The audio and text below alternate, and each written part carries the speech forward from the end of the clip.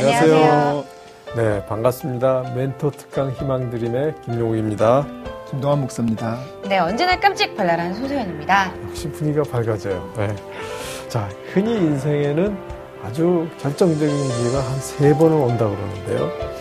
목사님도 혹시 그런 인생을 살면서 이거 아주 결정적인 기회였다, 이렇게 생각될 때가 있으셨나요? 저도 있었던 것 같은데요. 저는 많이 놓친 것 같고요. 예. 그런데 이제 최근에 제가 그래도 기회를 잡은 게, 예. 제가 4년 전에 네.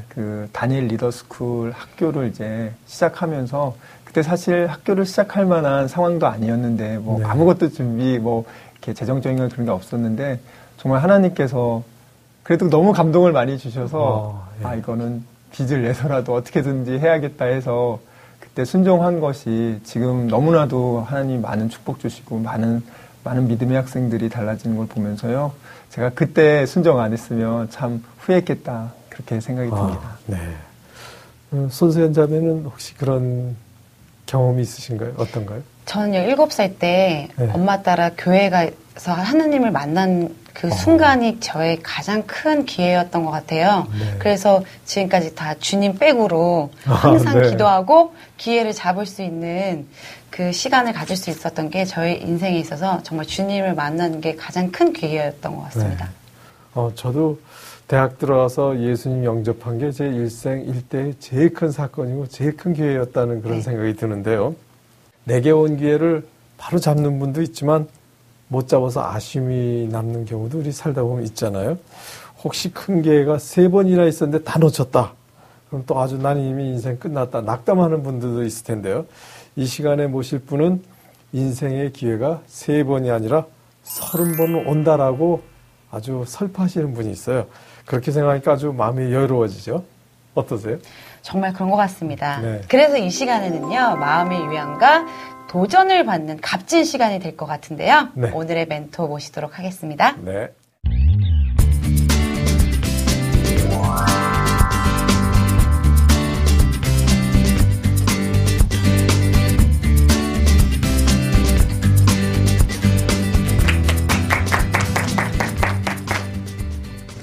네, KR 컨설팅의 대표인 이강락이라고 합니다.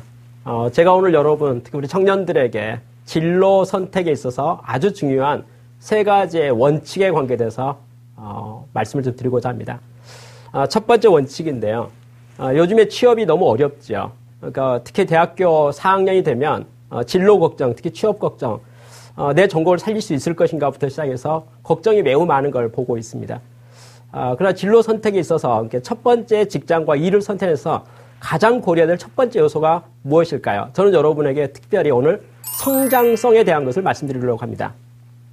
어떤 사람이요, 기업에 취업을 했는데 시간이 지나가면서 성장하지 않았다고 생각합시다. 그러면 처음 시작할 때의 모습은 매우 좋아 보일지 모르지만 시간이 지나면 지날수록 보람을 느낄 수가 없겠죠. 그리고 미래가 열리지 않지 않겠습니까?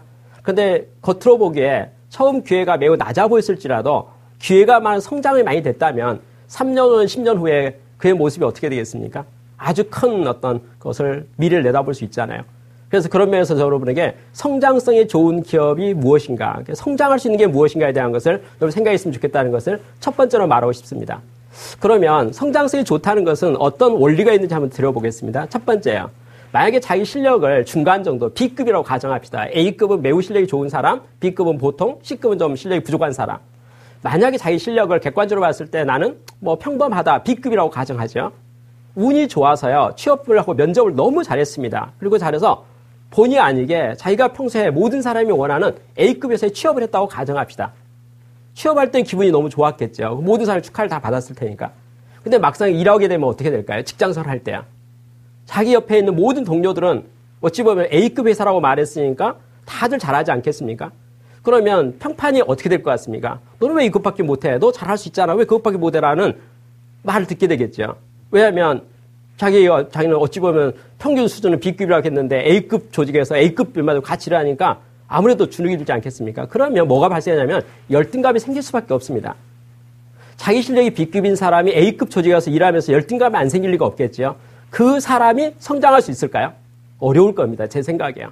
주눅이 들어있는데 자신감 있게 나서지도 못하겠죠. 근데 만약에 거꾸로 됐다고 생각해볼까요? 내 실력이 B급이에요. 근데 B급에 있는 사람인데 A급에서 다 떨어져 버렸습니다. B급에서도 잘 되질 않았어요. 경쟁인데 운이 나빠 떨어졌습니다. 그래서 어쩔 수 없이 어디를 갔다 할까요? C급을 갔다고 생각합시다. 갈 데가 없어요. 그래서 C급을 갔습니다. 거기는 뭐 다들 안 가요. B급 실력 가진 사람이 C급 회사에 갔으니까 당연히 그 회사에서 어떻게 하면 좋아하겠네요. 사장님께서도 기특하게 생각하겠네요. C급 회사니까 C급 직원이 왔을 거라고 생각했는데 막상 보니까 자질이 좋지 않겠습니까? 상대평가에서 너무 좋아 보이겠네요. 좋은 말로 해서요. 자기 실력은 B급밖에 아닌데도 불구하고 C급 회사의 작은 기업의 사장님께서는 이 사람 보고 뭐라고 말할 것이 확실하다면요. 너는 군계 일학이다. 이렇게 말하지 않겠습니까? 그리고 회사를 대표해서 어디 미팅을 간다고 생각합시다. 뭐 비즈니스를 한다고 생각하죠? 그러면 누구 보내겠습니까? 이 사람 보내겠죠. 여러분 그러면 어떤 사람이 자기 수준에 맞춰서 우리 모두가 가고 싶은 직장이 있겠죠. 자기 수준에 높은 거 있잖아요. 거기 가서 그가 성장할 수 있을까에 대한 문제. 성장할 수. 그러니까 첫 스타트 포인트는 분명히 좋아 보일지 모르겠지만 시간이 3개월, 6개월, 1년이 지났을 때 그 어떤 모습이 될 것인가에 대한 우리 생각해 보면 자기 실력보다도 모자라 보이는 곳에 많이 갔을 경우에 뭐가 되겠습니까? 더 기회가 많고 성장할 수 있다는 것을 생각할 수 있습니다. 그리고 사람은 누구든지요. 격려를 받잖아요. 인정을 받으면 더 잘하게 되죠. 어떤 사람이 자기 실력보다 떨어진 곳에 갔다고 생각합시다. 그럼 같이 일하는 모든 동료들이 자기가 보기에 잘하지 못해요. 그나마 내가 제일 나은 거죠. 그래서 좀 나쁘게 말해서 뭐라 그럴까, 뭐 자기 주제 파악도 못하고 너무 설칠지 모르겠네요. 그렇지만 그 과정 속에서 그는 많은 걸 경험하게 되고 배우게 됩니다. 사람의 실력은요, 도토리 키재기 같아서 거의 마찬가지라고 생각합니다. 다만 환경 요소가 매우 중요한 거죠. 근데 내 실력이 어느 정도는 상관없는데 내가 A급에 가는 것보다 차라리 C급에 가가지고 더 많은 기회가 나한테 성장할 수 있는 기회가 주어진다면 그것이 보다 더 바람직한 것이 아닌가 하는 것을 말씀드리고 싶습니다. 저는 그래서 이렇게 말하면 좋을 것 같아요. 모든 사람이 가고 싶은 직장을 선택하지 말고 내가 맘만 먹으면 갈 수 있는 직장에 가서 내 능력을 발휘해보고 성장하는 것이 더 좋을 수가 있겠다는 것을 말하고 싶습니다. 그럼 여러분 경쟁률 높은 데도 원서를 내세요. 되면 좋죠. 또 연구해야 돼요. 거기 생존할 수 있도록 또 거기서 도전하고 할 필요가 있잖아요. 근데 거기에 너무 집중하지 마시고요. 여러분 잘 골라보시고 우리나라에 직업의 종류가 얼마나 많습니까? 특별히 모든 사람이 연봉이 좋은 대기업을 선호하고 있잖아요. 상대적으로 연봉이 낮아 보이고 기업 이름이 아직은 좀 없어 보이는 중소기업이라고 생각합시다. 그중에도 얼마나 좋은 기업들이 많이 있습니까? 성장성이 기대가 되는 기업들이요. 벤처기업 중에서 좋은 기업 많잖아요. 우량한 기업들 많잖아요. 그런 기업에 여러분이 도전했을 때 저 취업이 안 될까요? 반드시 됩니다. 기회가 없을까요? 더 많은 기회가 주어지죠. 그러면 여러분 인생에 있어서 진로를 선택하는 데 있어서 내가 첫 번째 직장을 어디서 구할 것인가? 저는 여러분이 현재 남들이 평가하는 현재 포지션을 보지 말고 미래 가치를 평가해서 성장성이 좋은 것을 선택해서 좋겠다는 것을 말씀드리고 싶습니다. 저는 대학을 졸업하고 첫 번째 직장이 전 대우중공업이라는 대기업에 입사를 했었습니다.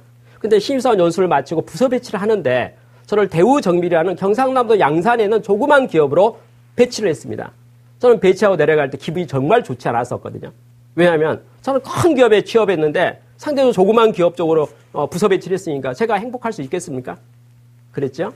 오늘 지나서 세월이 참 많이 지났습니다. 지금 어떤 일이 생겼을까요? 대우중공업에 근무했던 제 입사 동기생들 지금 잘 지내고 있습니다. 그곳에 있죠.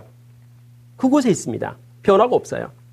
저는 대우정밀 회사를 갔더니 그곳은 작은 회사니까 저에게 엄청나게 많은 기회를 주어졌습니다. 해외 출장도 많이 다녔죠. 프로젝트 매니저도 맡았죠. 개발팀장도 맡았고요. 사업관리위원회 간사도 맡고 아주 많은 일을 경험할 수 있었습니다. 조그만 조직이고 조그만 회사니까 저에게 기회를 많이 주었죠. 그래서 저는 10년 지났을 때 이직할 수 있는 기회도 저에게 주어졌었고 그래서 오늘까지 진행해 왔습니다. 그러면 제가 생각할 때 그때 당시에 대우정밀한 조그만 회사로 배치받았던 것이 오늘로 와서 보면 훨씬 저에게 좋았다는 생각이 저의 의견입니다. 그래서 저는 여러분에게 첫 번째 원칙, 여러분 직장을 구할 때, 미래 직업을 구할 때 반드시 고려할 것 첫 번째 포인트는 성장성입니다. 내가 얼마나 그곳에서 성장할 수 있는가, 그걸 꼭 명심했으면 좋겠다는 것을 첫 번째로 말씀드리겠습니다. 두 번째 말씀드린 것은 자기를 분석하고 집중할 것을 말씀드리고 싶습니다. 그걸 이렇게 말하죠. 장점을 말하잖아요. 누구든지 우리는 다 사람이 다릅니다. 사과하고 배 중에 어느 게 좋은 것이겠습니까? 글쎄요. 그걸 평가할 수 없죠. 판단할 수 없습니다. 우리 사람 중에 잘나고 못난 게 어디가 있겠습니까? 뭐가 있냐면요. 장점과 단점이 있는 겁니다. A에게 장점은 B에게 단점 될 수도 있고요. 서로 다르잖아요. 그러나 우리 모든 사람 중에 장점이 없는 사람 없습니다. 자기 장점이 무엇인지를 우리는 발견하는 노력이 필요합니다. 그 노력의 제일 좋은 방법이 피드백의 원리라고 그렇게 말합니다. 여러분 수학 공부 잘하는 사람 있잖아요. 수학에 두뇌가 있는 사람은 이상한 일이 있네요. 시험이 다가왔는데 공부도 별로 안 하는데 점수만 잘 나오는 거예요. 수학에 재능이 없는 사람 있잖아요. 남보다 공부를 2배를 더 했는데도 불구하고 점수만 안 나옵니다. 이게 참 억울하잖아요. 왜 그럴까요? 사람마다 장점이 다르기 때문에 그래요. 우리 모든 사람에게 장점이 없는 사람이 어디가 있겠습니까? 다 있습니다. 여러분 자신에 대해서 절대적으로 약소하게 적게 생각하지 마시기 바랍니다. 여러분 다 장점이 있어요. 근데 문제는 뭐냐면 내 장점이 무엇인지를 어떻게 발견할 것인가 중요한 거죠. 어떻게 하면 좋을까요? 몇 간단한 방법을 말씀드릴까요? 여러분이 최근에 몇 년, 최근 가까운 과거에 있었던 사건들 한번 생각해 보세요. 그리고 그 결과를 생각해 보세요. 여러분이 그 시작할 때 얼마나 많은 노력이 들어갔습니까? 그리고 평판이 어땠습니까? 생각해 보면 둘 중 하나가 있을 겁니다. 내가 정말 잘하고 싶었어요. 노력을 엄청 많이 했습니다. 그런데 아쉬움이 많은 일이 기억나는 게 있겠죠. 반대로요. 내가 별로 기대하지 않았어요. 별로 열심히 하고 싶지 않았어요. 근데 어쩔 수 없이 일을 맡았습니다. 그런데 끝나고 나서 모든 사람이 박수를 치면서 환호성을 질러줬어요. 대단하다고. 그게 뭘 말하겠습니까? 아까 처음 말했죠. 수학 공부하는 거 말했잖아요. 자기 재능은 뭐냐면요. 남보다 적은 노력했는데도 불구하고 남보다 좋은 결과를 나타내는 게 자기 재능이에요. 우리 모두 자기 자신을 뒤돌아보면요. 내가 누군지 다 알 수 있습니다. 장점을 발견하면 이제 뭐 할까요? 올인하는 거죠. 그게 지혜입니다. 장점을 강화하는 게 지혜죠. 그렇죠? 여러분 자기 자신을 보세요. 나는 대인관계에 좋은 사람인지 조용히 앉아 책 읽는 걸 좋아하는 사람인지 생각해보면 자기를 알 수 있잖아요. 나는 뭐에 주특기 있는지는 그거 없는 사람 없으니까 그걸 발견하십시오. 그리고 나서 거기에 적합하도록 집중하는 겁니다. 일반적으로 어떤 사람이나 누구라도 열심히 하면 다 잘할 수 있습니다. 쉽게 말해 유능하게 되는 거죠. 그런데 진짜 적성에 맞는 걸 찾아서 집중하면 결과가 어떻게 나오겠습니까? 유능 정도가 이제 한 단계 더 올라가겠죠. 그걸 뭐라고 합니까? 탁월함이라고 말합니다. 우리가 이 시대를 살면서 우리 모두가 자기 꿈을 이루고 싶습니다. 그럼 뭐예요? 탁월한 성과를 내고 싶은 거죠. 그러면 탁월한 성과를 내기 위해서는 무엇이 필요할까요? 자기 적성을 발견해서 자기 장점을 발견해서 그것을 집중하는 것이 매우 중요하다는 것을 꼭 말하고 싶습니다. 우리 중에서 장점 없는 사람 없습니다. 다만 우리가 뭘까? 그것을 찾아내고 집중하도록 결단하는 게 매우 중요하죠. 여러분 주어진 일에 대해서요. 주눅들지 마시고요. 나의 장점이 뭘까? 나는 뭘 잘할까? 우리 부모님과 친구들은 나를 보면서 너 뭘 참 잘해라고 말할까? 그걸 꼭 생각해 보시기 바랍니다. 그리고 그것에 여러분 이제 드디어 뭔가 투자하세요. 시간을 들이세요. 노력을 들이세요. 그쪽에 집중하세요. 많은 전문가들이 뭐라고 말하냐면요. 만시간의 법칙 이렇게 말합니다. 어떤 일이라도요. 만시간을 투자하면 잘하게 된다는 겁니다. 그게 만시간의 법칙의 뜻이에요. 그리고 전문가가 되려면 자기가 관심 있는 분야에 만시간 정도는 투자해줘야 된다는 거죠. 만시간을 하루에 3시간으로 나눈다면 3,333일이 되겠습니다. 10년이 되겠네요. 어떤 사람이 관심을 가지고 10년 노력하면 일가견이 있을 수 있습니다. 어떤 사람이요 미친 듯이 일한다고 생각합시다. 어떤 일에 관심 가지고 미친 듯이요. 그럼 하루에 몇 시간 투자해야 될까? 한 10시간 해야 되겠네요. 만시간 나누기 10시간 하면은 1000일이 되겠네요. 1000일은 약 3년 되겠네요. 그럼 뭐가 되겠습니까? 우리 모두가 미친 듯이 열심히 3년을 일하면 우리는 한 분야의 전문가가 될 수 있고 자기를 충분히 잘할 수 있는 유능한 사람을 만들 수가 있습니다. 저는 여러분의 인생 가운데 3년 투자하시기 바랍니다. 아니면 10년 투자하기 바랍니다. 한우를 파시기 바랍니다. 일단 하나를 하면 그냥 뭐가 될까요? 그 다음은 너무나 쉽게 진행될 수 있습니다. 모든 게 도토리 키즈 같아가지고 모든 게 잘하는 경우 자신이 없어가지고는 이게 일이 풀리지 않겠죠. 그런데 놀라운 비밀이 하나 있습니다. 하나를 잘해서 자신감을 얻게 되잖아요. 두 번째, 세 번째 관심 있는 사항을 배우는데 시간과 노력이 정말 적게 들어가요. 그걸 맡은 사람이 이렇게 말해요. 공통화 기술이라고 그래요. 모든 기술은 공통 분모가 3분의 2가 된다는 거예요. 하나를 정복하고 나면 두 번째, 세 번째 정복이 매우 간단하고 쉽다는 겁니다. 그래서 지혜란 무엇일까요? 하나를 잘해야 되는 거죠. 근데 그 하나가 뭘까요? 내가 잘하는 거, 내가 잘하고 싶은 거, 나의 적성, 나의 재능. 그걸 찾아서 그쪽에 집중하기 필요합니다. 여러분 인생 길게 봐야 되잖아요. 40년, 60년 생각해야 되지 않겠습니까? 첫 밑거름 3년, 4년, 10년을 뭐합니까? 내가 무엇으로 세상 가운데 나를 육성할 거, 성장할 것인가? 그걸 봐야 되겠죠. 그래서 두 번째 말씀을 올립니다. 나의 장점을 발견하십시오. 그리고 그것에 집중하십시오. 그래서 투자할 것을 여러분 진로 가운데 꼭 말해드리고 싶습니다. 마지막 세 번째 한 가지만 더 말씀드리도록 하겠습니다. 기회에 대한 이야기입니다. 여러분 인생 사는데 기회 몇 번 온다고 생각합니까? 어떤 사람이 저한테 이렇게 말했어요. 그래요. 보통 사람은요. 인생을 사는데 기회가 3번 옵니다. 절대 안 맞습니다. 그렇지 않습니다. 제가 여러분에게 말씀드리겠습니다. 여러분의 인생 가운데 앞으로 기회가 무려 적어도 30번 옵니다. 30번이에요. 3번이 아닙니다. 30번이라는 말의 의미는 뭐냐면 매년 온다는 걸 말합니다. 다만 기회는 왔는데 준비가 안 돼서 붙잡지 못하는 것이 아쉬울 뿐이죠. 왜 기회가 없습니까? 여러분 세상에 얼마나 변화가 심합니까? 이 변화 속에서 기회는 계속적으로 발생하고 있습니다. 여러분 회사가요 기업을 분석하고 경영을 전략 세울 때 이렇게 분석합니다. 우리 회사의 기회가 무엇이 있는가? 위험 요소가 무엇이 있는가? 우리 회사의 강점이 무엇이 약점이 무엇인가? 이런 분석들을 많이 하거든요. 여러분 그 분석할 때 기회가 제로로 써진 경우는 저는 한 번도 본 적이 없습니다. 회사에게 기회가 있다는 말은 모든 개인에게도 동일하죠. 여러분의 기회가 없다고 생각합니까? 아닙니다. 기회는 있습니다. 다만 그 기회를 붙잡으려고 보니까 내가 그 기회에 대해서 미리 준비하지 않았고 생각하지 않았기 때문에 준비가 부족해서 붙잡기가 어설퍼서 못 붙잡은 거죠. 그게 아쉬움이 있는 거죠. 여러분 준비된 사람에게 기회는 무한정 온다고 생각하시기 바랍니다. 저는 여러분 공식적으로 말하겠습니다. 3번이 아니고 30번입니다. 좀 바꿔서 말하면 매년 옵니다. 항상 옵니다. 기회가 없는 게 아닙니다. 여러분 기회가 있다면 여러분 무슨 마음을 가지면 좋겠습니까? 여러분 많은 사람들이 이렇게 말하죠. 진로 선택할 때 직장 취업에 졸업 합격 통지서에 목숨 거는 거예요. 만약에 그거 떨어져 버리면 죽는 줄 알죠. 나는 인생에 나오고자 실패다라고 생각하죠. 그렇죠? 그거 절대 안 맞는 말입니다. 기회는 계속 오는 거예요. 다만 많은 경쟁 사회다 보니까 내가 원하고 선택했지만은 안 될 수는 있는 거죠. 기회가 없을까요? 그렇지 않습니다. 바로 3개월, 6개월, 1년 후에 더 좋은 기회가 오는 것을 저는 많이 봅니다. 저는 오늘까지 많은 청년들의 멘토 역할을 많이 하고 있거든요. 근데 그 멘토 할 때 거의 대부분 저한테 고민 상담해요. 내용이 뭐냐면 잘 안 됐다는 거죠. 하고 싶은데 못 갔다는 겁니다. 하려고 했는데 못 했다는 거예요. 어떻게 하면 좋겠습니까? 라고 저한테 묻는 경우가 많아요. 저는 그들에게 이렇게 인내심을 가지고 천천히 조용히 말해요. 아마 좋은 기회가 올 거야. 이 전화위복이 될 거야. 아니야, 더 잘 될 거야. 아마 좋은 일이 위해서 이게 준비될 거니까 조금만 기다려봐. 인내심 가지고 그렇게 말했습니다. 여러분, 그런데요. 제가 그 말을 할 때 그의 미래 가운데 어떤 기회가 올 거라는 제가 알았을까요? 모르지요. 전혀 몰랐습니다. 저는 다만 그들 격려했을 뿐입니다. 그런데 제가 만났던, 제가 멘토링을 했던, 제가 만난 청년들 중에서요. 3개월, 6개월, 1년 후에 기회를 못 잡은 사람 한 명도 없었습니다. 한 명도요.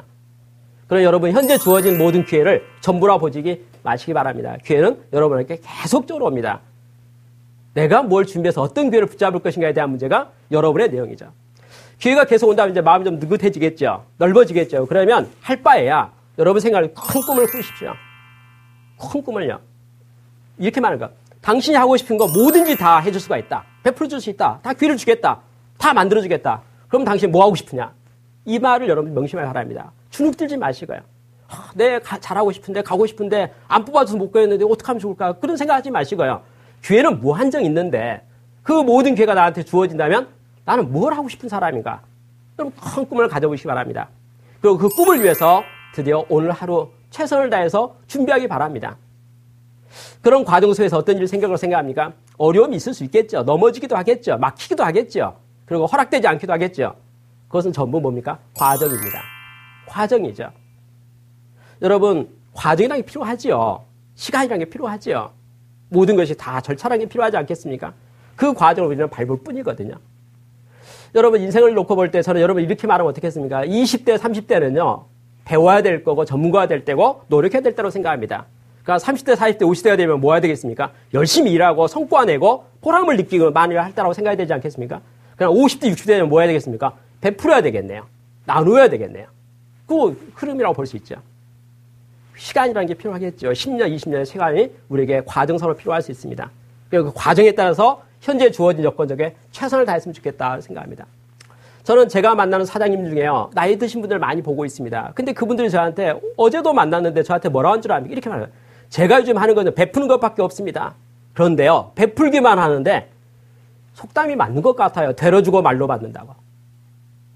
여러분 지금 청년 시절에 내가 줄 게 없죠. 베풀 게 없지요. 그렇죠. 돈도 없죠. 여력도 안 생기잖아요. 그렇죠. 그렇지만 인생의 지혜라고 하는 건 시간이 가면서 많은 걸 배우게 됩니다. 여러분 모든 게 과정이죠. 여러분이 지금 이제 아무리 큰 꿈을 가졌다 하더라도 저는 여러분 확신할 수 있습니다. 뭔지 아세요? 10년 전에 그 꿈은 또 바뀔 겁니다. 더 커진다는 거죠. 현재 여러분이 생각할 수 있는 경계선이 한계가 있잖아요. 그러나 사회에 나와서 일을 해보고 사람을 만나보고 경험하면 생각이 깊이도 생기고 폭도 넓어지고 많은 걸 할 수 있게 됩니다. 그러니 여러분 인생을 너무나 작게 생각하지 마시기 바랍니다. 우리 인생의 유일한 기회, 이 인생을 어떻게 미래를 준비할 것인지에 대해서 집중하시고 잘 가면 좋겠습니다. 그러면서 기회는 30번 온다. 무한정 있다. 그걸 꼭 명심하시고 주눅들지 마시고 과감하게 미래와 현재 주어에 도전할 것을 특별히 권하고 싶습니다. 감사합니다.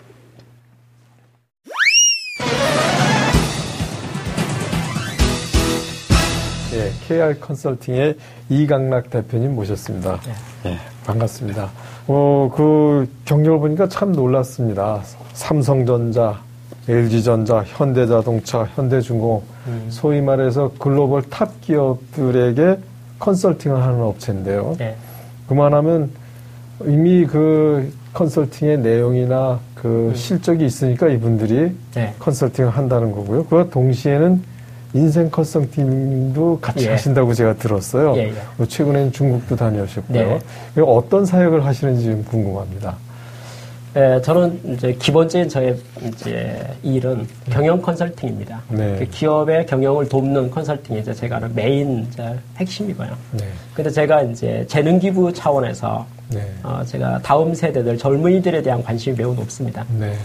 근데 그 중에 예를 하나 든다면 제가 2009년도 가을에 상해에 있는 한국 유학생들을 대상으로 한 코스타라고 하는 유학생 네. 실현회가 있었습니다. 네. 그곳에 제가 선택식 강의를 부탁을 받았어요. 저는 그 강의 요청을 받았을 때 거절하지 않았고 시간을 일주일 정도 시간을 내서 가게 되었습니다. 네. 근데 제가 가겠다고 결정하고 나서 또 전화가 한 통 왔어요. 혹시 일주일 먼저 올 수 없냐는 거죠. 그러니까 그게 10월 첫 주였는데 9월 마지막 주 한 주 먼저 올 수 없냐는 겁니다. 그래서 제가 왜요? 그랬더니 항주라고요. 상해 밑에 항주가 있는데 거기 절강대학교가 있다는 겁니다. 그 절강대학교에 한국 유학생들이 매우 많이 있는데 그들에게 좀 강의 좀 해주고 특강을 해가지고 학생들 좀 모아가지고 그들을 데리고 이게 코스타에 참여하면 어떻게 했느냐. 이렇게 요청이 왔습니다. 저는 그 말이 매우 의미가 있다고 생각 들어서 그럼 내가 그렇지라도 시간을 내서 대학생들에게 도우러 가는 건데 그럼 한 주 정도 시간을 더 내자 해서 갔습니다. 가서 절강대학교 학생들을 일주일 동안 같이 있었죠. 네. 절강대학교는 한국 유학생들을. 그들과 함께 이제 코스타에 가가지고 저는 강의도 하고 상담도 하고 그 프로그램을 마쳤습니다. 근데 마치고 나서 뭘 알았냐면요. 절강대학교 다니는 한국 유학생들 애로사항이 많다는 겁니다. 쉽게 말해서 저는 우리 한국에서는요. 대학에 입학하면 졸업이 보장이 되잖아요. 네. 특별한 사유가 없는 한. 네. 근데 절강대학교는 그렇지 않는 겁니다. 졸업시험도 있고요. 네. 졸업시험도 합격해야 되고 졸업 논문도 써야 되고 구술시험도 봐야 되는데 그게 만만치가 않는 겁니다. 그러니까 졸업이 잘 되지 않는 거죠. 또 하나는 졸업하고 나면 이제 한국 유학생이 한국에 와야 되지 않겠습니까? 네.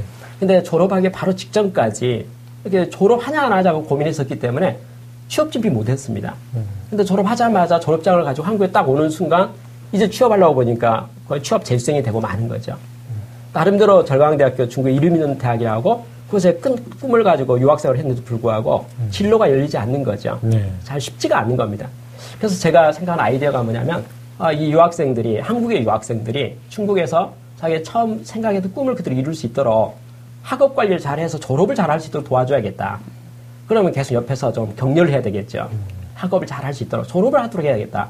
두 번째, 졸업하고 나서의 취업에 대해서 직장에 대한 정보를 할지 정보들이 필요한데 그 정보를 제가 컨설턴트를 하니까 제가 잘 이렇게 안내를 해주면 1학년, 2학년, 3학년, 4학년 때 자기 정성이랄지 진로를 준비하게 되면 잘 이렇게 스무스하게 사회에 진출할 수 있지 않을까. 네. 그런 어떤 멘토가 필요하다고 제가 생각이 들었습니다. 그래서 제가 2009년 그 코스타 마치고 나서 절강대학교 유학생들에 제가 제안을 했죠. 내가 한 달에 한 번씩 와가지고 여러분의 특강을 해줄 테니까 만나줄 수 있겠느냐 이렇게 제안했습니다. 당연히 학생들 좋아했죠. 그렇게 시작한 일이 오늘까지 계속되고 있습니다. 그래서 모임의 이름을 유학생의 미래를 준비하는 모임에서 유미준 이렇게 말합니다. 네. 그래서 유미준이라는 모임이 2009년 가을에 시작돼가지고 지금까지 하고 있고요. 이 대표님 그 복음을 잘 전도를 하기 위해서 그 도구로 기업 컨설팅을 함께 하고 계시다고 들었는데요. 어떤 일을 하고 계신가요?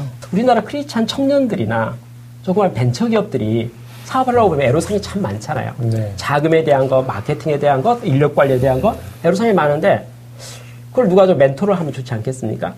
그래서 제가 제 주변에 젊은 청년들 또 젊은 사람들이 창업을 했는데 모든 면에서 연약하잖아요. 네.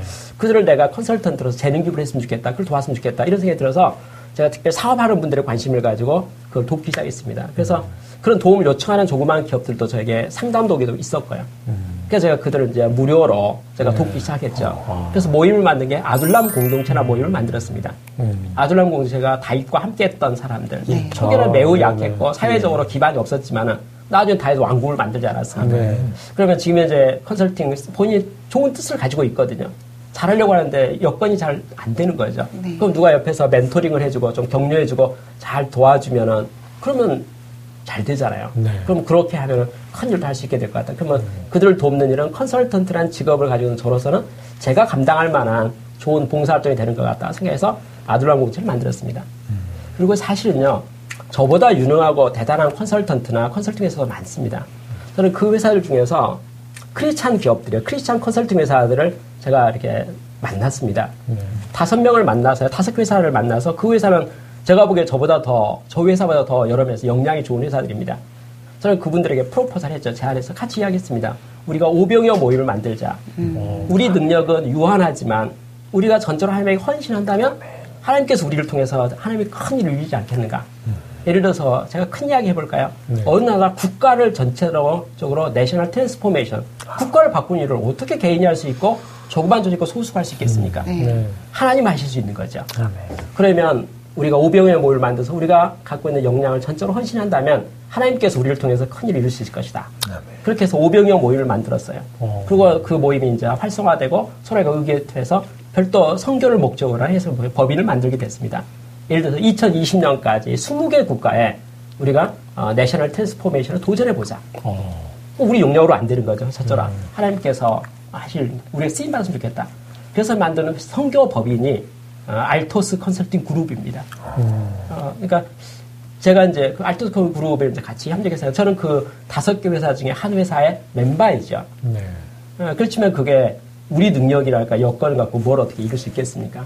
다만 우리가 드리는 건 하나님 앞에 우리의 진심을 드리는 거죠. 오병이어로 헌신하는 거죠.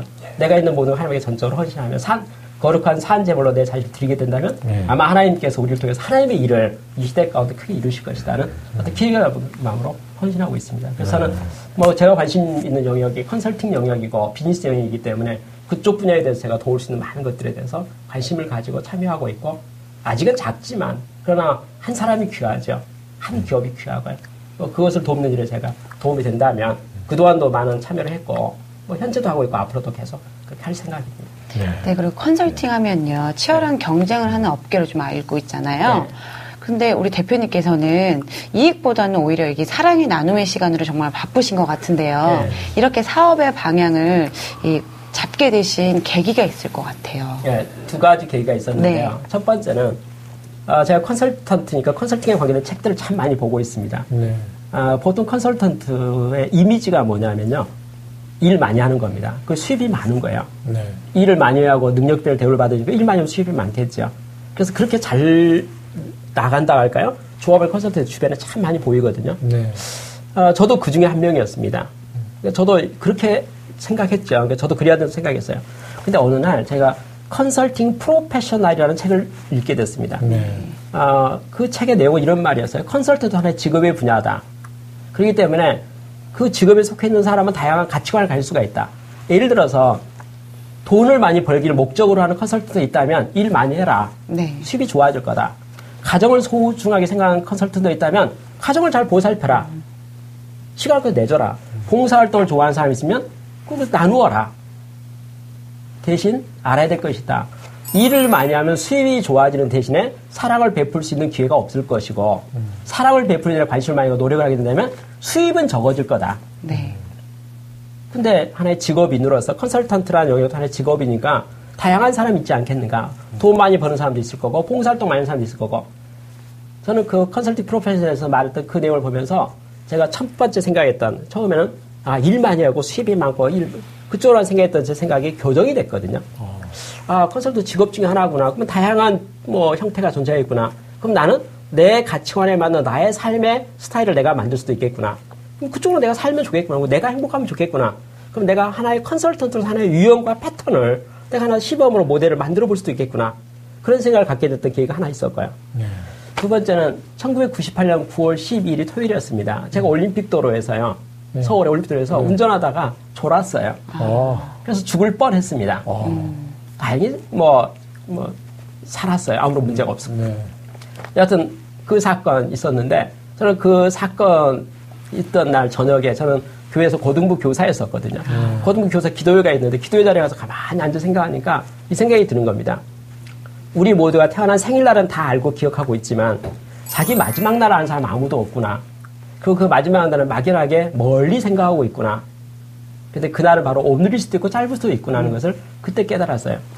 만약에 나의 마지막 날이 이 생에 있어서의 마지막 날이 언젠지 알지 못한다면 10년, 20년 후에 잘하겠다는 것이 현실이 될 수 있을까요? 그건 지혜가 아니죠. 네. 제일 중요한 건 뭘까요? 현재 내가 하고 있는 것들. 그게 전부지요. 현재 내가 있는 것을 최선을 다해서 좋은 성과를 내고 아름다운 것을 하고 보람을 느끼지 못한다면 오늘이 행복하지 못하고 오늘이 보람이 있지 않다면 그 인생에 보람일 수 없는 것이 아닌가 하는 생각이 있습니다. 그래서 제가 우리 뭐 다 아는 단어잖아요. 현재 주어진 것을 최선을 다하라. 다 아는 단어지만 저는 그날을 기점으로 그걸 아주 깊이 이렇게 생각이 됐습니다. 사도 바울은 나는 날마다 죽노라 이런 말 했는데 저는 새로운 의미에서요. 우리에게 주어진 것은 현재가 전부이다. 미래는 주어질 수도 있지만 주어지지 않을 수도 있겠다. 그럼 내가 이 땅에서 이루고 싶은 모든 것은 현재 일을 최선을 다하는 것에 집중하는 게 바람인 것 같다. 이런 생각을 제가 하게 됐습니다. 그래서 1998년 9월 10일 저희 개인적으로 아까 졸음문제였던 게 저한테 불행스러운 사건이지만 그걸 근거로 해서 가치관이 생각이 바뀌었습니다. 그래서 뭐냐면 미루지 않고요. 내가 좋은 생각 있고 좋은 기회가 있잖아요. 예, 제가 지금 여건이 안 되면 다음에 하겠습니다. 그 오지 않을 겁니다. 아주 않을 수도 있잖아요. 뭐 어떻게 하면 좋겠습니까? 현재 나한테 주어져 부탁하는 게 있다면 지금 하는 게 좋지요.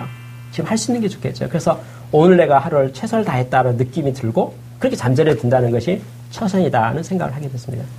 그래서 이제 그때부터 지금까지 네. 좋은 말로 말해서 뭐랄까 매일같이 하루 결산해 가면서 아침이면 오늘 하루를 어떻게 살 것인가를 계획해보고요. 저녁이 되면 오늘 하루를 뒤돌아보면서 참으로 감사하고요. 진심으로 감사하고 하나님 내일 또 저에게 허락을 주신다면 제가 내일 또 열심히 최선을 다해서 아름답게 보람있게 멋있게 살아보겠습니다. 그런 마음으로 감사기도 하고 자는 그런 생활을 아까 98년부터 좀 지금까지 해오고 있다고 생각합니다. 네. 대표님 지금 네. 방송을 보고 계시는 네. 이 청년들 중에서 취업 준비를 하고 있거나 혹은 지금 이제 첫 번째 직장 생활을 하시는 분들도 많이 계시는데요. 첫 단추가 중요하다고 하지 않습니까? 네. 대표님께서는 첫 번째 직장 생활을 어떻게 보내셨는지요? 제가 오늘 강의하면서 이렇게 말해서 성장률이 중요하지 첫 번째 스타트가 중요하지 않다 이렇게 말하지 않았습니까? 네. 그건 저의 경험입니다. 무슨 말이냐면요. 저는 대학교 4학년 졸업할 때 제 친구들하고 진로 상담을 했거든요. 같이 이제 어떻게 할까 했는데 제 친구들이 다 공부를 좋아해서 그런지 다 대학원에 가겠다고 그랬어요. 네. 그러니까 다시 말해서 학교 졸업하고 바로 사회에 진출하는 것보다는 대학원에서 석사, 박사 하고 나오는 게 모든 면에서 유리할 것 같다. 그러니까 공부를 할 때 해야지. 네. 다 대학원 가게 되어 있습니다. 그래서 저도 들어보니까 맞는 것 같아요. 그래서 저 대학원 시험을 봤습니다. 네. 근데 아쉽게도 떨어졌어요. 네. 제 친구들은 다 합격했는데 저는 뭐 실력이 부족해서 떨어졌습니다. 그래서 저는 어쩔 수 없이 취업을 하게 됐거든요. 근데 제가 아까 강의에서 잠깐 말했듯이 저는 인천에 있는 수도권에 있는 인천은 대우중공업에서 근무하기 원해서 취업을 했습니다. 제가 대학을 졸업하고 할 때는 입사는 쉬웠어요. 원서내면 다 갈 수 있었거든요. 그때 기계를 전공한 사람이 선호하는 회사가 울산에 있는 현대중공업하고 인천에 있는 대우중공업이었습니다. 저는 제 친구들, 이제 대학교 같은 동기 동료에서 취업했던 친구들이 울산에 있는 현대중공업에도 많이 갔어요. 그 인천에 있는 대우중공업도 많이 가고 저는 근데 수도권에서 뭐 생활하고 싶었기 때문에요. 대학 시절 서울에서 있었기 때문에 지방 가고 싶지 않았습니다. 네. 그래서 저는 울산의 현대중공업을 선택하지 않았거든요. 그 대우중공업에 입사를 했죠.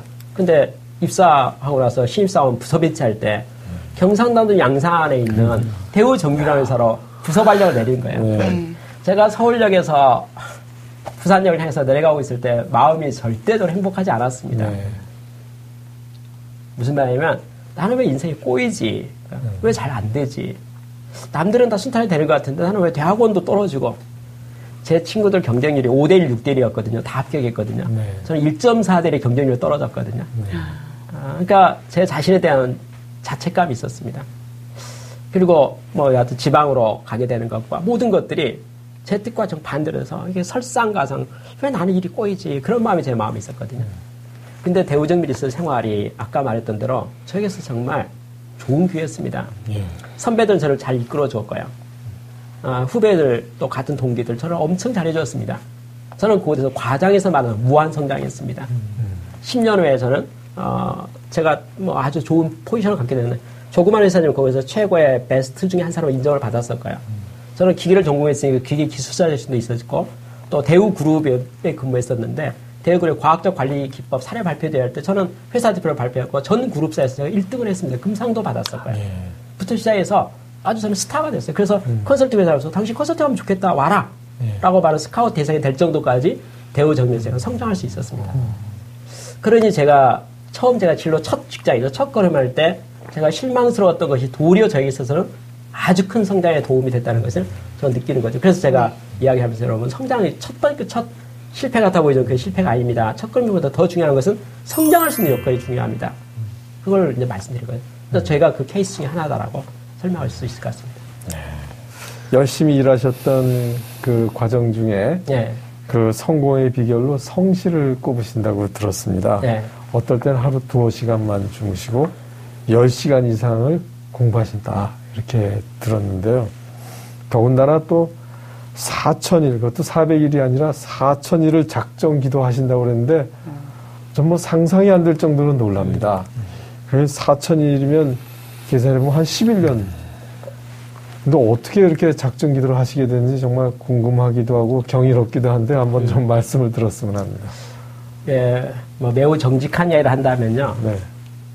제가 탁월한 사람이 절대 아니고 평범한 사람입니다. 네. 다만 제 성실함을 베이스로 해서 꾸준히 하니까 주변 사람들이 좋게 봐주는 거고 인정이 됐다라고 생각하거든요. 제가 2008년이 되었을 때 얘기입니다. 2008년이 되었을 때가 사업을 한 지, 독립한 지 10년이 되었습니다. 네. 10년이 되고 나니까 어느 정도 겉으로 보기엔 자리를 좀 잡은 것 같아 보이고 이제 경험도 많은 것 같아 보이고 뭐 괜찮아 보였습니다. 근데 사실은 내부적으로 곰곰 들여다보니까 뭐가 문제냐면요. 미래는 항상 불확실하고요. 내일을 알 수가 없다는 겁니다. 작년이 잘 되고 올해가 잘 된다, 내년이 잘 된다고 말할 수가 없고요. 올해 내년이 잘 된다 해서 5년 후에도 잘 된다고 절대 알 수가 없다는 거죠. 그러면 이 불확실한 미래를 어떻게 살아가는 것이 최선인가에 대해서 2008년도에 깊은 고민을 했습니다. 네. 그 고민 끝에 내린 지식이 뭐냐면요. 내가 내리는 판단이라는 것이 이렇게 유한하고 올바르지 않고 완전하지 않을 수 있기 때문에 하나님에게 전적으로 의존할 필요가 있겠다 생각이 들었습니다. 그래서 이스라엘이 이제 출애굽하면서요. 낮에는 구름 기도로 밤에는 불 기도로 인도함을 받았거든요. 네. 가면 가고 서면 섰죠.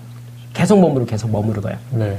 그러면 인생에 정말 지혜라는 게 무엇일까? 하나님의 뜻을 분별해가지고 그 뜻에 온전하게 순종하고 복종하는 거. 그게 최선이라는 생각을 2008년에 크게 했습니다. 그래서 그럼 내가 아침마다 하나님에게 물어봐야 되겠다. 내가 계획도 있지만 하나님의 계획이 내 삶 가운데 무엇인지, 오늘 왜 그걸 하게 하는지, 만나게 하는지, 뭔 말을 해야 될 것인지에 대한 것을 내가 하나님의 뜻을 좀 분별해보고 생각해보고, 그리고 오늘 구름 기둥 불길 인도할 하나님의 뜻에 따라서 내가 하루를 살아봐야 되겠다. 그런 생각을 하게 됐거든요. 네. 근데 제가 하려고 하니까 자신이 없죠. 그래서 일단 한 40일만 해보자. 그렇게 해서 제가 2008년 10월 11일부터 11월 19일까지 40일 동안 그렇게 살았습니다. 네. 그러니까 아침마다 새벽 기도를 간 거죠. 네. 매일 물어본 거죠. 네. 그대로 했어요. 매일매일 이렇게 기도 가운데 경건하게 40일을 살아본 겁니다. 40일 살고 났더니 잘 됐어요. 이렇게 살아야겠구나 생각이 들었어요. 한 번 더 해야겠다고 생각이 들었어요. 11월 20일부터 연말까지요. 그 다음에 40일 하고, 그 다음에 제가 회사 대표니까 2009년 사업계획을 세워야 되지 않겠습니까? 그럼 365일을 이런 사업을 해야겠다 생각이 들었어요. 40일 끝난 다음에 365일을 이렇게. 그 내년 사업계획은 딱 결정 났네요. 이렇게 매일같이 구름기도와 불기도에 인도하신 따라서 이렇게 답이 나온 거잖아요. 그래서 40에서 360을 더하니까 405가 되는 거예요. 그래서 제가 405짜리를 400일짜리 칼렌더를 하나 만들었어요. 40달에 400일짜리. 그래서 2008년 11월 20일부터 2009년 12월 23일까지 400일짜리 칼렌더를 만들었고, 지난 40일 동안 또 400일을 한 거예요. 근데 그 400일 동안에 정말 기적 같은 일이 너무나 많이 일어났습니다. 전혀 제 능력 이상으로요. 이집트에 가서도 컨설팅 하게 되고, 네. 아주 많은 일들이 그 400일 동안 발생했어요. 저는 그걸 보고 400일이 끝나고 나서 한 번 더 해야겠다. 근데 칸에다가 365일이니까 400일 안 끊어지잖아요. 그래서 40 했고 400 했으니까 그럼 한 번 더 해. 4,000을 해야겠다. 4,000을 카렌다를 놓고 보니까 2010년 1월 1일부터 2020년 12월 31일까지 그렇게 하면 이게 대충 한 4,000일이 되는 거죠. 그래서 내가 2020년까지 내가 믿음으로 구름과 불기도 인도함에 따라서 이렇게 믿음으로 매일매일 기도하면서 생활해야겠다라고 생각해서 이제 지내오고 있습니다. 2012년 9월 30일 첫 번째 1000일이 끝날 거야. 내후년 6월 30일 두 번째 이제 두 번째 1000일이 끝나고, 세 번째, 네 번째면 2020이 되겠죠. 만약에 하나님께 저에게 2021년 1월 1일 허락하신다면 한 번 더 작정할 생각입니다. 40, 400, 4천 했으니까 4만이요. 4만은 110년이죠. 네. 110년은 우리 다 알죠. 제가 마지막으로 이 땅에서 절대 못 볼 겁니다. 그렇지만 하나님 앞에서 제가 저의 마지막, 이 땅의 마지막 날까지 매일같이 구름기도를 풀고 인도하시는 하나님의 뜻을 분별하고자 노력하고 그러한 마음 자세로 이렇게 하루하루 성실하게 살아야겠다. 그게 참 지혜다는 생각을 가지고 있습니다. 네. 대표님 주변에 우리 크리스찬 분들 중에서도 이렇게 기업을 경영하시거나 또 이렇게 사업을 하시는 분들을 보면 가끔 그런 분들이 정말 크리스찬이 사업하기 너무 힘들다고, 크리스찬, 하나님 말씀 다 지키면서, 그렇게 하면은 요즘 어렵다고, 목사님 잘 모르셔서 그렇게 말씀하신다고, 그런 분들이 계시는데요. 네. 크리스찬 기업을 이끌고 계시는 분들을 위해서 네. 조언 한 말씀 부탁드리겠습니다. 네, 말씀대로 하면 됩니다. 네. 무슨 말이냐면요. 네. 어떤 사람이 이렇게 말했다고 생각합시다. 직장생활 하면서요. 제가 이번 승진에 누락된 것이 수요 예배 가고 주일날 가고 그 회사 회식도 참석 안 하고 이렇게 사회생활에서 됐기 때문에 그렇습니다. 이렇게 어떤 사람이 말했다고 합시다. 그 말이 진실일까요? 저는 그렇게 생각하지 않습니다. 회사에 승진하는 사람은요. 유능한 사람 승진시키거든요. 네. 일 잘하는 사람 승진시킵니다. 네. 그러면 크리스찬이 평일 월요일부터 토요일까지 주어진 평일 가운데 자기 일에 전심전력하고요. 필요하면 밤샘까지 하면서 그 일을 남보다 잘했을 때 승진은 누락될 수 있을까요? 불가능합니다. 네. 제 직장생활 10년 했지만 저도 그런 걱정한 적이 많이 있었거든요. 무슨 말이냐면 회식 때도 빠지고요. 뭐 행사 때도 많이 빠지고 뭐 주일날 무슨 행사하면 가지 못하죠. 그러면 제가 생각할 때 큰일 났다 생각이 들었죠. 그럼에도 불구하고 회사에 저는 좋은 평가를 받았었거든요. 이유는 뭐냐면 부지런하고 성실하고 열심히 최선을 다해서 일했기 때문에요. 저는 그래서 어떤 직장인이 내가 신앙 때문에 이렇게 말하면 저는 그거 성실한 사람이고 부지런한 사람이고 열심히 있는 사람이고 충성스러운 사람인가 해서 의심합니다. 핑계가 많은 네, 사람인 거예요. 게으른 사람이 아닐까 생각합니다. 사업도 똑같습니다. 사업도요. 믿음의 문제가 아니고 사업에 전심에서 집중하면요. 신앙 문제가 아니고 누구라도 사업을 잘할 수가 있는 거죠. 무슨 말이냐면 신앙인이기 때문에 사업을 잘할 수 있고 없고 이런 조건이 되는 것이 아니고 네. 사업은 사업의 논리가 있잖아요. 네. 성실하게 최선을 다해 자기 선택적 집중도 잘하고 그럼 사업을 잘할 수 있잖아요. 그러니까 신앙 때문에 이렇게 말하는 것은 맞지 않다고 생각합니다. 다만 신앙이기 때문에 신앙적 가치관이 있잖아요. 네. 그 가치관을 가지고 또 사업을 하는 것이 뭐죠? 색깔이죠. 기업의 문화지요. 네. 근데 성경적인 가르침이 아주 건강할 뿐만 아니라 모두에 모범이 됩니다. 무슨 말이냐면 하나님을 사랑하고 이웃을 사랑하라는 사랑 경영이 어떻게 문제될 수 있겠습니까? 네. 다 좋죠. 그렇죠? 다시 말해서 저는 좋은 가치관을 가지고 열심히 부지런히 자기 사업에 전신하면 눈이 잘 될 수 있다고 볼 수 있고요. 또 그렇게 하는 분들 저는 제 주변에 아주 많이 보고 있거든요. 네. 그래서 처음에는 저만 그렇게 생각한 것이 아니고 제 주변에 그렇게 살아가시는 많은 사장님들을 많이 보고 있기 때문에 지금은 뭐 저는 조금 더 망설이지 없습니다. 그러니까 우리 모두가 각자 영역 속에서 말씀대로 또 성실하게 부지런하게 열심히 하게 되면 반드시 신는 대로 거둔 자연의 법칙대로 좋은 사업의 성과가 있을 것이라는 것을 저는 확신합니다. 네. 사실 우리가 할 수 있는 것은 0.01%, 500이옵니다.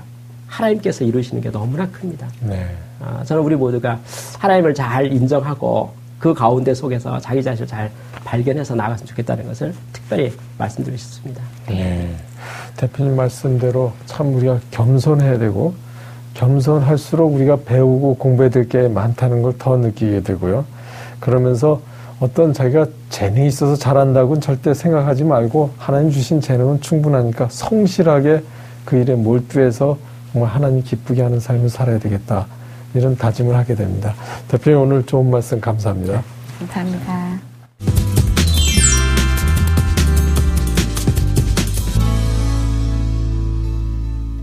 이 시간은 성경 안에 있는 불변하는 건강규례에 대해 의학적으로 풀어보는 시간입니다. 원장님, 지구 네. 표면은 70% 이상이 물이 덮고 있다고 하는데요. 물을 통해서도 하나님의 창조의 신비를 우리가 알 수 있을까요? 네, 그렇습니다. 사실 우리 땅에 덮여 있는 물, 혹은 우리 그 위성에 있는 뭐 물이 있느냐 없느냐 하는 건 이제 그 천체 물리학을 공부하신 분들이 저보다 잘 알겠지만 우선 우리 인체로 얘기하면요, 물이 너무너무나 신비롭습니다. 예를 들어서 우리 한번 제가 문제를 내볼게요. 네. 우리가 주방에서 일을 하다가 기름이 확 튀어가지고 여기 화상을 입었다. 그럼 뭔가 응급조치를 하고 뭐 치료를 받아야 되잖아요. 어떻게 치료해야 될까요? 손자매 만약 가정을 가지고 요리하다가 화상을 입었어요. 벌써 색깔이 빨개졌어요. 어떻게 해야 될까요? 어릴 때 네. 그 집에서 이렇게 화상을 입으면 네. 소주에다가 손을 넣었거든요. 네. 그러면은 좀 화기도 빠지고 네. 이게 부어오르는 것들이 좀 네. 없어지더라고요. 네. 그게 맞는 건가요? 여러 가지 민간요법이 있죠. 어떤 네. 분은 된장을 바른다 이런 분도 있고. 목사님 어떻게 하면 좋을까요? 저는 실제로 그렇게 경험이 있는데 그러시군요. 일단 너무 뜨거우니까 네. 찬물에 네. 손을 좀 계속 좀 담갔다가 네. 그런 다음에 뭐 연고를 좀 발랐는데 네. 일단은 저는 너무 뜨거우니까 찬물에 좀 물을 네. 집어넣은 것 같습니다. 저는. 역시 하나님 주신 지혜가 있으시네요. 저는 틀렸군요. 정답은 네. 찬물에 즉시 손을 씻는 겁니다. 얼음물이면 더 좋습니다. 그러면 화상이 즉시 일어나서 아무런 표시가 안 나요. 생각해보니까요. 네. 그래서 그 냉동고에 있는 얼음을 꺼내서 네. 계속 이렇게 녹였던 적도 있어요. 그것도 괜찮고요. 네. 근데 그게 왜 그러냐면 물의 성분 때문에 그래요. 물이 어떤 거냐면 물 자체 온도는 안 올라가면서 열을 흡수하는 능력이 있어요. 그래서 만약 우리가 주방에서 일하든지 가정에서 어디 화상을 입었다. 그럼 빨리 병원에 간다. 그거 전에 먼저 찬물, 수돗물 찬물이라면 그걸 틀든지 아니면 얼음물이 있으면 빨리 얼음물 가지고 먼저 식혀놓는 게 최고입니다. 그러면 즉시 화상 입었는데 즉시 했다 그러면 병원 갈 필요 없이 금방 세포가 회복이 됩니다. 그리고 그게 빨리 해야 되는 이유는 세포가 소위 불가역적인 상처를 입기 전에 하면 원상 회복이 돼요. 그게 물의 신비입니다. 그러니까 우리 몸이 물이 이렇게 있는 것도 그 원리에 있어 있는 거예요. 인체는 65%가 물로 돼 있다고 그러고요. 예를 들어서 코끼리 코는 한 70%, 토마토는 한 90%가 물로 돼 있다고 그러는데 하나님 창조의 이유가 다 있는 거예요. 그러니까 우리 몸이 물로 이렇게 덮여 있다는 게 물로 열이나 이런 거에 대해서 보호해 주는 거예요. 밖의 기온은 굉장히 많이 변해도 우리 몸이 체온을 유지하는데 그 역할을 하는 게 물이에요. 근데 만약 물이 없다 그러면 체온이 위로 올라갔다 내려갔다 하거든요. 그러니까 우리 체온이 5도만 바뀌어도 사망할 수 있어요. 우리가 36도 5부가 정상 체온이라고 하잖아요. 5도 올라와서 41도, 42도 뭐 이렇게 되면 사망할 수 있거든요. 그러니까 그렇게 우리의 소위 체온을 유지해 준다는 건 물이 그 성분을 역할을 한다는 그런 뜻이 되는 거죠. 그러니까 하나님 창조의 신비 중에 하나입니다. 네. 물이 이 사람의 몸과 이 지구에서 가장 많이 있는 이유가 다 있었군요. 그렇습니다. 네. 그래서 아까 우리 지구도 70% 이상을 덮었다고 그러는데 거기에도 하나님의 신비가 있는 거죠. 지구에 물이 덮여 있기 때문에 지구의 온도를 유지해 주고 있는 거예요. 물론 우리가 과거에 에덴 동산에서 쫓겨나기 전에는 더 좋았고요. 네.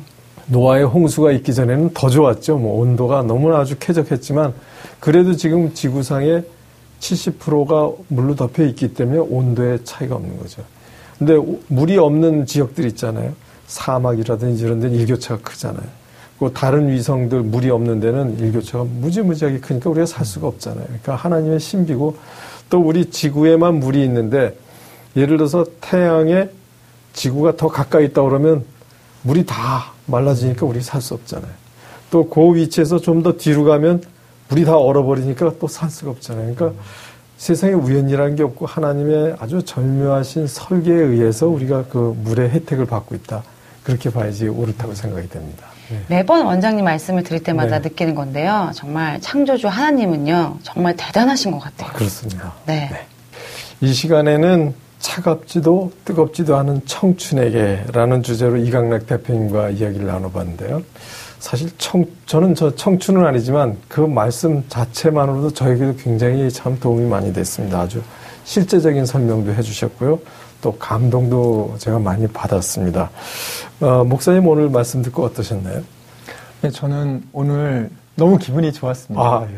정말 하나님의 방식으로 네. 세상 한복판에서 예. 그렇게 치열하게 기업을 컨설팅하고 네. 사실은 그런 분들 중에서는 술도 많이 먹고 또 세상적인 그런 뇌물이나 여러 가지 이런 세상적인 방법들을 이용해서 하는 분들도 많은데 저는 이강락 대표님께서 그렇게 새벽을 늘 기도하면서 네. 하나님의 그 인도하심 속에서 네. 그가 그렇게 하나님을 인정하며 그 사회 속에서 그렇게 살아가는 모습 속에서 저는 우리 청소년들한테 저렇게 너희들도 하면 된다. 너희들 아직 늦지 않았다. 또 30번의 기회가 있다는 거 듣고요. 너무 감사했습니다. 네.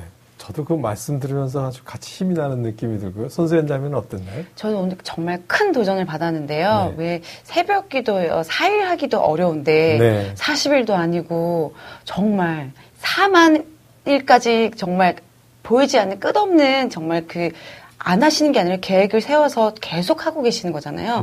저도 그래서 나도 오늘 이렇게 도전을 받았는데 열심히 정말 새벽 기도를 다니면서 정말 주님께 물어보면서 항상 이렇게 도전하는 삶을 살아야겠구나. 이런 생각을 정말 가지게 됐습니다. 저도 그 새벽 기도를 통해서 그 하나님의 기적의 체험을 하신 이강록 대표님이나 또 우리 오늘 보이는 김동환 목사님을 통해서 나도 저런 삶을 살아야 되겠다는 도전과 배움의 시간이 되었습니다. 그럼 저희는 다음 이 시간에 또 다른 멘토를 모시고 찾아뵙도록 하겠습니다. 감사합니다. 감사합니다.